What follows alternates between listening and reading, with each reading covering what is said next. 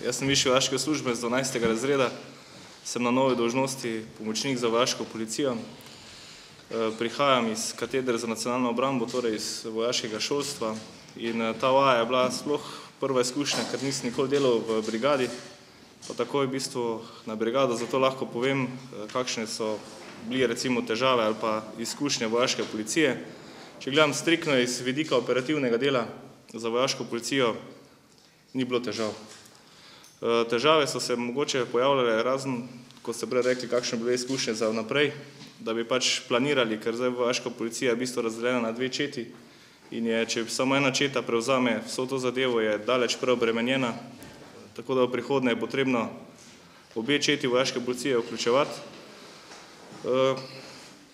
Seveda, ker je to nova dolžnost, v bistvu se bo stvar mogla malo urediti, na nek način zelo veliko je odvisno od poveljnika brigade, kako stvar razume, in tukaj seveda tudi naloga pomočnika za vojaško policijo, da določene stvari tudi na prav način predstavi, kaj se vse lahko naredi.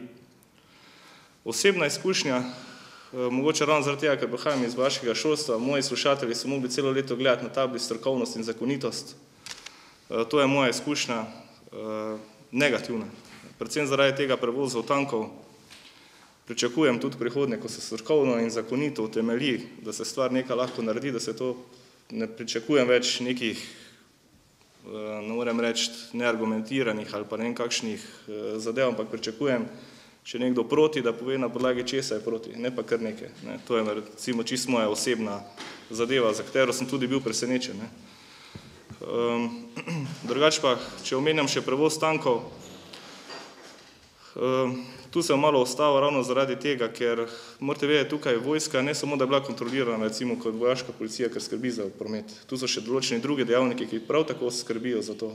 Ni bilo niti ene pritožbe do uradnih inštitucij, tu predvsem mislim policijo, policijsko postajo Postojno. Potem imamo inšpektora za ceste, on tudi po uradni dolžnosti po zakonu o cestah bi vojsko takoj napadel, če bi se to zgodilo. To zdaj ni tisti odzivni čas, ko nekateri pričakujemo, da bo mogoče jutri prišla pritožba. Če bo jutri prišla, bo zagotovo kar nekaj. Strokovne pritožbe so v bistvu v roku 48 ur, takrat te inštitucije odreagirajo.